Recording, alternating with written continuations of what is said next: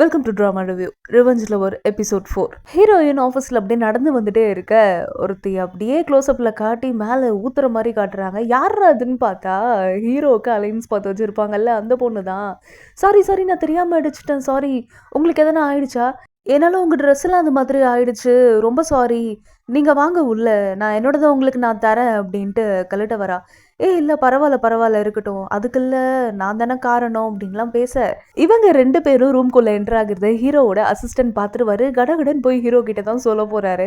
ஆமா, நீங்க என்ன இங்கேயே ஒர்க் பண்றீங்க, உங்களது வரைக்கும் நான் பார்த்ததே இல்லையே அப்படின்னு ஹீரோயின் பேச்சு கொடுக்க, இல்ல நாங்க ஒர்க் பண்ணல, இந்த கம்பெனியோட பிரசிடென்ட் இருக்காரு இல்லையா, அதான் சேர்மனோட பையன், அவரை பார்க்க தான் வந்திருக்கேன். நீங்க என்ன உங்க ஃப்ரெண்டா அப்படின்னு கேக்குறாங்க. இல்ல ஃப்ரெண்டுன்னு சொல்ல முடியாது, ஆனா அதுக்கு மேல க்ளோஸ்ன்னு கூட சொல்லலாம். எங்கள் வீட்டில் அவர் தான் எனக்கு அலைன்ஸ் பார்த்துருக்காங்க. நேற்று கூட மீட்டிங்க்கு வந்தார், ஆனால் எனக்கு இது மாதிரி இன்ட்ரெஸ்ட் இல்லை, எனக்கு வேற ஒரு பொண்ணு பிடிச்சிருக்கு அப்படின்னு போயிட்டாரு. அதனால தான் சரி நேரில் பார்த்து பேசிட்டு போகலான்னு வந்தேன். ஆமாம், நீங்கள் அவருக்கு ஃப்ரெண்டா அப்படின்னு கேட்குறாவ. இப்போ ஹீரோயின் ஹீரோ கூட பேசுனதை நினச்சி பார்க்குறா. நீங்கள் எதனால் இந்த என்கேஜ்மெண்ட்டை பிரேக் ஆஃப் பண்ணணும்னு நினைக்கிறீங்க அப்படின்னு கேட்குறப்போ, ஆக்சுவலாக அந்த பொண்ணுக்கிட்ட நான் இன்ட்ரெஸ்ட் இல்லைன்னு சொல்லிட்டேன், அவள் என்விரான்மெண்ட்டுக்கு ஏற்ற மாதிரி நடந்துக்க மாட்டா, கொஞ்சம் குழந்தைத்தனமாக இருப்பா அப்படின்ற மாதிரி சொல்லியிருப்பாரு. அதெல்லாம் அவளுக்கு ஞாபகம் வருது. ஒரு பிரச்சனை, உங்களுக்கு வீட்டில் அலைன்ஸ் பார்த்து வச்சாங்கல்ல, அந்த பொண்ணு ஆஃபீஸ் வந்திருக்கா, மைக்கா கிட்ட பேசிக்கிட்டு இருக்கா, 2 பேரையும் நான் ஒன்றா பார்த்தேன் அப்படின்னு சொன்னதும் இவளுக்கு பதட்டம் ஆயிடுது. சொல்ல போகணுன்னா எனக்கு இந்த கம்பெனி லைஃப் பற்றிலாம் எக்ஸ்பீரியன்ஸ் இல்லை, ஆனால் அதை நான் வியந்து பார்ப்பேன் தெரியுமா, அதில் ஒர்க் பண்ணுறவங்கலாம். ஸோ நான் ஷன் கூட என் லைஃப் லாங்கு ஸ்பெண்ட் பண்ணுறத நினச்சாலே எனக்கு ரொம்ப சந்தோஷமாக இருக்குது அப்படின்லாம் வர்ணிச்சுக்கிட்டு இருக்க.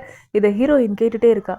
என்ன சொல்கிறா அப்படின்னா, ஒரு ஸ்டேஜில் நான் ஷன்னை டேட் பண்ணுறேன், ஃப்யூச்சரில் நாங்கள் 2 பேரும் மேரேஜ் பண்ணிக்கலான்னு இருக்கோம், உங்ககிட்ட இந்த என்கேஜ்மெண்ட்டை பிரேக் ஆஃப் பண்ணுற மாதிரி சொல்லிட்டாராமே. அந்த பொண்ணு அதுக்கு ஷாக் ஆகும்னு பார்த்தா ஐம் சாரி அப்படின்னு சொல்லி சிரிக்கிறா குலுங்கி. என்கிட்ட ப்ரூஃப் இல்லாமல் நான் அதை பற்றி ஒன்றும் பேசிட்டல.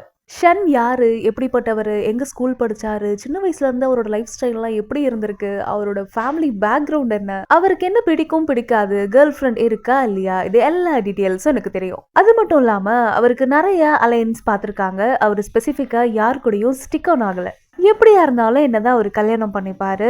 மைக்கா, உன்னை நினைச்சா எனக்கு பாவமா இருக்கு, நான் ஷன்னை ட்ரஸ்ட் பண்றேன் அப்படின்னு ஹீரோயின் சொல்றப்ப கரெக்டா ஹீரோ டோர் ஓபன் பண்ணிட்டு, ஹே மைக்கா என்னாச்சு, அவ உன்னை எதனா பண்ணாளா, நீ நல்லா தானே இருக்க, உனக்கு எதுவும் ஆகலையே அப்படின்னு ஹீரோ ரியாக்ட் பண்றத பார்த்துட்டு அந்த பொண்ணு பேனு நிக்கிறா. ஹே நீ இங்க என்ன பண்ணிக்கிட்டு இருக்க அப்படின்னு கேக்குறான். உங்களை நான் பார்க்கணும்னு எவ்வளோ ட்ரை பண்ணேன், நீங்கள் தான் அதுக்கு சான்ஸே கொடுக்கல, அதான் நானே உங்ககிட்ட க்ளோஸ் ஆகலாம் அப்படின்ட்டு உங்களை பார்க்க வந்துட்டேன். இங்கே பாரு, எல்லாரையும் தாண்டி இந்த பர்சன் எனக்கு ரொம்ப ரொம்ப முக்கியமான ஒருத்தவங்க, நீ இப்படி பண்ணிட்டு இருக்கிறதுல உனக்கே பேக் ஃபயர் ஆகும்னு உனக்கு புரியலையா, சுற்றி இருக்கவங்கலாம் அதை தயவு செஞ்சு இன்வால்வ் பண்ணாத. ஆனால் ஷன், நான் உன்னோட ஃபியான்ஸே, நான் தான் நேற்று டேரெக்டாக ஃபேமிலி மீட்டிங் எனக்கு இதில் இன்ட்ரெஸ்ட் இல்லை, நான் டிக்ளைன் பண்ணுறேன் அப்படின்னு இன்ஃபார்ம் பண்ணிட்டேன்ல, அப்புறம் என்ன, பட் நான் உன்னை லவ் பண்ணுறேன், எனக்கு தெரியும் நீ என்ன லவ் பண்ணுறேன்னு அப்படின்னு சொன்னதுக்கப்புறம் ஹீரோ அப்படியே பார்க்குறாரு. இவளுக்கு ஒரு மாதிரி ஆகிட்டு, சரி உங்களுக்கு ஷன் கிட்ட அப்படி என்ன பிடிக்கும், அவரோட ஃபேஸு, அவரோட எபிலிட்டிஸ், அவரோட ஸ்டேட்டஸு, எனக்கு எல்லாமே பிடிக்கும், நான் அவர்கிட்ட எல்லாத்தையுமே லவ் பண்றேன். உங்களுக்கு தெரியுமா அவரோட பாஸ்ட் லைஃப்ல எவ்வளவு பெரிய ட்ராமா இருந்ததுன்னு, இங்க பாருங்க அவர் எப்படி இருந்து இந்த ஸ்டேஜ் வரைக்கும் வந்திருக்காருன்னு, அவர் எவ்வளவு கஷ்டப்பட்டிருப்பாரு, அவரோட காயத்தெல்லாம் ஆத்த நான் இருக்க, என்னது ஹீல் பண்ண போறியா, நீ இப்படி பண்ணிக்கிட்டு இருக்கியே, என்னோட பழைய காயங்கள்லாம் எனக்கு திரும்ப ஞாபகம் வருது, எனக்கு வலிக்கும்னு உனக்கு புரியல. மைக்கா நீ போயிட்டு ஒர்க் பாரு. சரி ஓகேன்ட்டு அவங்க இருந்து கிளம்புறா. இப்போ ஹீரோயின் அப்படியே போகிற டைமில் ஃப்ளாஷ்பேக், அப்போ ககாயா தான் ஷன்னா. ஹீரோயின் இப்போ அவளோட பாஸ்ட்டை நினச்சி பார்க்குறா. ஹீரோ அவரோட அசிஸ்டன்ட் கிட்ட என்னென்னலாம் சொல்லியிருப்பாரோ, இவளும் அதே தானே ஹீரோ கூட ட்ராவல் பண்ணியிருப்பா. ஸோ இவளுக்குமே அது எல்லாமே மெமரிஸ் போயிட்டே இருக்குது, நல்லா பேசுனது, போனது, பழகுனது எல்லாமே. அண்ட் அவன் ப்ரப்போஸ் பண்ணுவான்ல ஹீரோ, அதுக்கப்புறம் என்ன நடந்துச்சுன்னு நம்மளுக்கு காட்டில் இவ சொல்கிறான். கிளாஸ்லேயே அமைதியான பையன், நல்லா படிக்கிற பையன், ஆனால் எல்லாருமே அவனோட உருவத்தை பார்த்து புள்ளி பண்ண ஆரம்பிச்சிட்டாங்க. ஹட்டோரி பரவாயில்ல, நீ எனக்கு ஹெல்ப் பண்ணாத, நீ என் மேலே கருணையாக இருக்கிறத பார்த்து உனக்கு எதனா மற்றவங்களால ட்ரபிள் ஆக போகுது அப்படின்னு சொல்கிறான். இப்போ ஹீரோயின் என்ன நினைக்கிறா அப்படின்னா, இப்போ கூட அவனை பற்றி யோசிக்காமல் சுற்றி இருக்கவங்க என்ன நினைப்பாங்களோ பேசுவாங்களோ எனக்கு எதனா ஆயிடுமோன்னு தான் யோசிக்கிறான். ஆக்சுவலாக ஹீரோயின் பேர் மைக்கா ஹட்டோரி, நான் மைக்கான்னு சொல்லியிருப்பேன், இப்போ ஹட்டோரின்னு சொல்கிறேன், கன்ஃபியூஸ் ஆகிடாதீங்க. நாங்கள் 2 பேரும் நல்ல ஃப்ரெண்ட்ஸாக ஸ்டார்ட் பண்ணோம், புக்ஸ்லாம் படித்தோம், அதை ஷேர் பண்ணோம், இது மூலயமா எங்களுக்கு இருந்த ஃப்ரெண்ட்ஷிப் நாளுக்கு நாள் அதிகமாச்சு. ககாயா கூட நான் டைம் ஸ்பெண்ட் பண்ணுறப்போ ரொம்ப காமாக கம்போஸ்டாக சேஃபாக ஃபீல் பண்ணேன். பாஸ்ட்லேயே ககாயா கூட இந்த மாதிரி நான் கனெக்ட் ஆனதால தான் ப்ரெசென்ட்ல எனக்கு நிறைய ப்ராப்ளம்ஸ் வந்தப்போ அவர் என் கூட இருந்தப்போ நான் காமா கம்போஸ்டாக ரொம்ப சேஃபாக ஃபீல் பண்ணது அவர் ககாயாவாக இருந்ததால தான். ஷன்னா இருந்ததால இல்ல. இவளோட பாஸ்ட்ல ஃபர்ஸ்ட் மீட் பண்ணது ககாயா. அதாவது இப்ப ஷன் அவரோட ஐடென்டிட்டியே மாத்திக்கிட்டவர். ப்ரீவியஸ் எபிசோட்ல பாத்திருந்தீங்கன்னா இவளுக்கு உடம்பு சரி இருக்காது, அபார்ட்மெண்ட்ல போயிட்டு கேர் பண்ணிட்டு இருப்பாரு. அப்ப கூட என்ன கேட்பாரு அப்படின்னா, இதுக்கு முன்னாடி ஃபேக் கப்பலா இருந்தவங்க நம்ம ஏன் ரியல் கப்பலா ஆகக்கூடாது அப்படின்னு கேட்டிருப்பாரு. இல்ல நம்ம 2 பேரும் குட் மேட்ச் இல்ல அப்படின்னு ஒரு வார்த்தை சொல்லியிருப்பாள்ல, இது அவ ஸ்கூல் டைம்ல அவருக்கு டெக்ஸ்ட் பண்ணியிருப்பா. ஸோ இதெல்லாம் வந்து ஞாபகம் வந்து என்ன சொல்றாருன்னா, மைக்கா நீ என்ன நோட்டீஸ் பண்ண நானும் என்னெல்லாம் பண்ணணும் அப்படின்னு ஒரு மாதிரி எமோஷனல் ஆகி கேட்டிருப்பாரு. இது எல்லாத்தையுமே அவ நினைச்சு பாக்குறா. ஓகே, அப்ப பாஸ்ட்ல நம்ம கூட இருந்தவர் ககாயா, இப்ப ஷன் அவரோட அடையாளத்தையே வந்து மாத்திக்கிட்டாரு. அவரை பொறுத்த வரைக்கும் என்ன நினைச்சிட்டு இருக்காரு அப்படின்னா, குண்டா இருந்தப்பதான் அவ ரிஜெக்ட் பண்ணிட்டா, நான் ஐடென்டிட்டியே மாத்தி இப்ப நான் ஒல்லியா இருக்கேன், ஆனா நான் தான் ககாயா அப்படின்ற விஷயம் சொல்லல, அப்படி இருந்து கூட இவளுக்கு என்ன பிடிக்கலையே அப்படின்ற ஒரு பாயிண்ட் தான் அவருக்கு இருக்கு. அண்ட் அகைன் இப்ப பாஸ்ட்ல காமிக்கிறாங்க, ஹீரோவும் ஹீரோயினும் ஸ்கூல் முடிச்சுட்டு 2 பேரும் பேசிட்டு நடந்து போயிட்டே இருப்பாங்க. இத பாத்தீங்கன்னா ஹீரோயினோட அம்மா பாத்துருவாங்க. ஹட்டோரி, எனக்கு ஒன்னு பிடிச்சிருக்கு, உன்னோட முடிவை எனக்கு பார்க்ல வந்து சொல்றியா, நான் 5 மணிக்கு வெயிட் பண்ணுவேன் அப்படின்னு ஓடி இருப்பாருல்ல. ஸோ 5 மணிக்கு வெயிட் பண்ணுவாரு அவருமே, ஆனா வந்து ஹீரோயின் போயிருக்க மாட்டா. அது ஏன்னு இப்ப காட்டுறாங்க. அப்ப ககாயா அவனோட ஃபீலிங்ஸை எக்ஸ்பிரஸ் பண்ணா. அதை நினைச்சு நான் ரொம்ப சந்தோஷப்பட்டேன். இப்போ வீட்டுக்கு வருவா, அவளோட அம்மா குக் பண்ணிக்கிட்டு இருப்பாங்க. அண்ட் டஸ்ட்பின்ல பார்த்தா ஹீரோ இவளுக்கு படிக்கிறதுக்கு ஒரு நாவல் கொடுத்துருப்பான்ல, அது டஸ்ட்பின்ல இருக்கு. இந்த புக்கை எதுக்காக குப்பையில போட்டு வச்சிருக்கீங்க அப்படின்னு அதை எடுக்கிறா. இங்க பாரு ஹட்டோரி, நான் ஒரு விஷயம் சொல்றேன், உன்னோட ஃப்ரெண்ட்ஸ் எல்லாம் கொஞ்சம் கேர்ஃபுல்லா சூஸ் பண்ண. நீங்க ஸ்கூல் முடிச்சுட்டு வரப்போ உங்க 2 பேரையும் நான் பார்த்தேன். அந்த பையன் பாக்குறதுக்குன்னு இப்படி இருக்கான். அவனை நிறைய பேர் ஸ்கூல்ல புள்ளி பண்ணுவாங்கல்ல எப்படியும். அதுவும் இல்லாம அந்த பையனுக்கு அப்பா இல்ல, அம்மா மட்டும்தான். உனக்கு பெரிய மனசா இருக்கலாம், அவன் கூட நீ சகஜமா பழகலாம், ஆனா உன்னை சுத்தி இருக்கவங்கள உன்னை பத்தி என்ன பேசுவாங்க? இந்த மாதிரி லோ ஸ்டேட்டஸ் இருக்கவங்க கிட்ட எல்லாம் நீ ஃப்ரெண்ட்ஷிப் வச்சுக்காத, கேர்ஃபுல்லா ஃப்ரெண்ட்ஷிப்பை சூஸ் பண்ண. இதுக்கப்புறம் உன் ஃப்ரெண்ட்ஸ் எல்லாம் யார் யாருன்னு எனக்கு லிஸ்ட் தெரிஞ்சே ஆகணும். அவங்க அம்மா எவ்வளவு பேசுறாங்கல்ல, ஹீரோயினால ஒரு வார்த்தை கூட ரிப்ளை பண்ண முடியாது. அவளுக்கே அது ஒரு மாதிரி குற்ற உணர்ச்சியா இருக்கும். எனக்கு ரொம்ப இம்பார்ட்டன்டான ஒரு பர்சன், ஆனா அவங்கள பத்தி இப்படி பேசுனதும் என்னால ஏன் ஒரு வார்த்தை கூட சொல்ல முடியல. இவளுக்கே இந்த கேள்வி உள்ள ஓடிக்கிட்டு இருக்கு.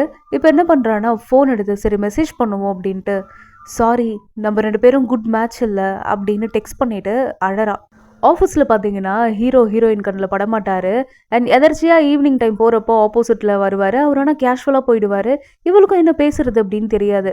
இப்போ இது எல்லாத்தையுமே இந்த பாஸ்டில் நடந்ததில்ல, இந்த விஷயம் எல்லாமே நினச்சி பார்த்துட்டு ரோட்டில் நடந்து போகிறா. அப்போ ஒரு கால் வருது. மைக்கா, சாரி என்னால் உன்னை கேட்ச் பண்ண முடியல. இல்லை பரவாயில்ல, நீங்கள் எவ்வளோ பிஸியாக இருந்து எனக்கு கால் பண்ணியிருக்கீங்க, சொல்லுங்க அப்படின்றா. என்ன சொல்கிறாருன்னா, எவ்வளோ நாள் நம்ம 2 பேரும் ஃபேக் ரிலேஷன்ஷிப்பில் இருந்தோம்ல, அஃபிஷியலாக என்னோட என்கேஜ்மெண்ட் கால் ஆஃப் ஆயிடுச்சு. ஸோ நம்மளோட டீலும் வந்து முடிஞ்சிருச்சு. அண்ட் தேங்க்யூ, இதுக்கப்புறம் உன்னை நான் காண்டாக்ட் பண்ண மாட்டேன், பை. ஷன் உன்கிட்ட நான் கொஞ்சம் பேசணும் அப்படின்னதோ, மைக்கா எனக்கு ஒரு பிஸியான ஒர்க் இருக்கு, நான் அப்புறம் கால் பண்றேன் அப்படின்ட்டு கட் பண்ணிடுறான். ரிவெஞ்ச் எடுக்கணும்னு நினைச்சிட்டு என்ன பண்ணிக்கிட்டு இருக்க அப்படின்னு ஹீரோவே தலையை அப்படி பீச்சிக்கிறான். எவ்வளோ நாள் ஃபேக் ரிலேஷன்ஷிப்ல இருந்திருந்தாலுமே ஹார்டஸ்டான டஃபஸ்டான சிச்சுவேஷன்ல ஷன் என்ன எப்பயுமே சேவ் பண்ணியிருக்கா, என் கூட இருந்திருக்கா. ஸோ நான் திரும்ப இது எல்லாத்தையுமே ரீபே பண்ணி ஆகணும். ஹீரோயின் இப்போ ஆஃபீஸ்க்கு போயிட்டு பிரசிடென்ட்டை நான் பார்க்கணும் அப்படின்றா. சாரி, அவர் எங்க இருக்காருன்னு தெரியல. ஹீரோயினும் அசிஸ்டன்ட்டும் பேசிக்கிட்டு இருக்க அந்த டைம்ல பாத்தீங்கன்னா ஹீரோவோட அம்மா வந்துடுறாங்க. ஷன் எங்க இருக்கா, அவனை பத்தி எதுனா தெரிஞ்சுதா? அவனுக்கு அவ்வளோ கஷ்டப்பட்டு நான் மேட்ச் பார்த்து வச்சா அதை கால் ஆஃப் பண்ணிட்டான். இதை நான் விட போறதா இல்ல, திரும்ப வேற ஒரு மேட்ச் நான் தேடுறேன். இப்படி ஒரு யூஸ்லெஸ்ஸான ஒருத்தவனை நான் பார்த்ததே இல்லை அப்படின்னு சொன்னதும் இப்போ ஹீரோயின் ஸ்டாண்ட் எடுக்கிறா. என்ன கேட்கறா அப்படின்னா, அவர் ஒன்றும் யூஸ்லெஸ்லாம் இல்ல, இந்த கம்பெனிக்காக அவர் நிறைய ஹார்ட் ஒர்க் பண்றாரு. ஆமா, இந்த பொண்ணு யாரு, ஒரு ரெகுலர் எம்ப்ளாயி தானே, உனக்கு இதை பத்தி என்ன தெரியும்னு நினைச்சுக்கிட்டு இருக்க? இந்த என்கேஜ்மெண்ட் மட்டும் நடந்திருந்தது அப்படின்னா இந்த கம்பெனிக்கு எவ்வளவு பெரிய ஒரு பெனிஃபிட் தெரியுமா? பட் இருந்தாலும் அவரோட ஃபீலிங்ஸ்க்குன்னு நீங்க ரெஸ்பெக்ட் கொடுங்க. சாரி, என்ன நான் ப்ராப்பரா இன்ட்ரோடியூஸ் பண்ணிக்கல. என்னோட பேர் மைக்கா ஹட்டோரி, நான் சேல்ஸ் டிபார்ட்மெண்ட்ல இருக்கேன். ஓஹோ, நீ தான் அந்த பொண்ணா? இந்த என்கேஜ்மெண்ட் கால் ஆஃப் பண்ணதுக்கு அப்ப நீ ஒரு முக்கியமான காரணம். என் பையன் கிட்ட நீ என்னென்னலாம் சொல்லி வச்சிருக்க, என் பேச்சை கேட்க கூடாதுன்னா? நீ இந்த கம்பெனில ஒரு ரெகுலர் எம்ப்ளாயி, உன்னோட ரோல்ஸ் அண்ட் ரெஸ்பான்சிபிலிட்டிஸ் எல்லாமே வேற. நீ ஜஸ்ட் ஒரு எம்ப்ளாயி மட்டும் தான். உன்னோட இடத்துல இரு, உன்னோட பிளேஸை மட்டும் நீ தெரிஞ்சுக்கோ. ஷன்னுக்கு வேற ஃபியான்ஸை பார்க்க அரேஞ்ச் பண்றேன். அவனை பத்தி எதனா இன்ஃபர்மேஷன் தெரிஞ்சதுன்னா எனக்கு உடனே கால் பண்ண அங்க இருந்து கிளம்பிடுறாங்க. சரி ஓகே, நான் அசிஸ்டன்ட் ரிப்ளை பண்றான். என்னோட ஹார்டஸ்டான டைம்ல எல்லாம் ஷன் என் கூட இருந்திருக்காரு. அவருக்கு நான் எதனா பண்ணணும்னு நினைக்கிறேன். என்னால எதனா பண்ண முடியும்னு உங்களுக்கு தோணுதா அப்படின்னு அசிஸ்டன்ட் கிட்ட கேட்க, ஆக்சுவலா ரீசெண்ட் டேஸ்ல அவர் ரொம்ப டிஸ்டர்ப்டா இருந்தாரு. எனக்கு தெரிஞ்சு அவரோட பாஸ்ட்ல நடந்திருக்கும்ல, அதுல இருந்து வெளியே வரணும்னு நினைக்கிறாரு. கண்டிப்பா உங்களால அவருக்கு ஹெல்ப் பண்ண முடியும் அப்படின்னு சொல்றாரு.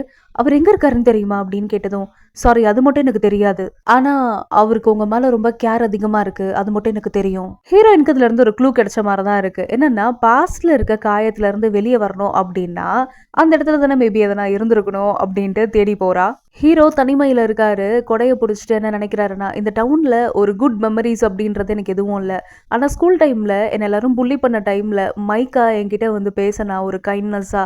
இந்த மாதிரி என்கிட்ட யாரும் பேசுனது கூட இல்ல. ஆனா அவ பேசுனதுக்கு அப்புறம் எனக்கே உலகம் எல்லாமே டிஃப்ரெண்டா தெரிஞ்சது. இந்த பக்கம் பாத்தீங்கன்னா ஆபீஸ்ல இருந்து ஸ்பீடா ஓடி வரா. இந்த வாட்டி நான் என்ன ஃபீலிங்ஸ் வச்சிருக்கனோ அதை நான் எக்ஸ்பிரஸ் பண்ணியே ஆகணும். போன வாட்டி நான் தப்பு பண்ண மாதிரி இந்த வாட்டி பண்ணிடக்கூடாது அப்படின்னு தேடி போறா. மைக்கா, நீ என்னோட லைஃப்ல வந்ததுக்கு அப்புறமேட்டா என்னோட உலகத்தையே மாத்தின.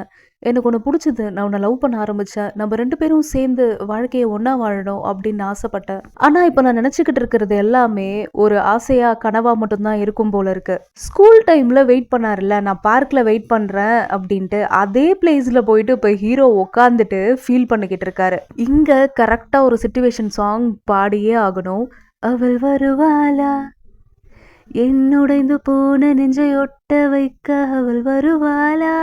இதோட இந்த எபிசோட ஃபினிஷ் பண்றாங்க. நெக்ஸ்ட் எபிசோட்ல மீட் பண்ணலாம். Until it's signing off from Drama Review. Thank you all.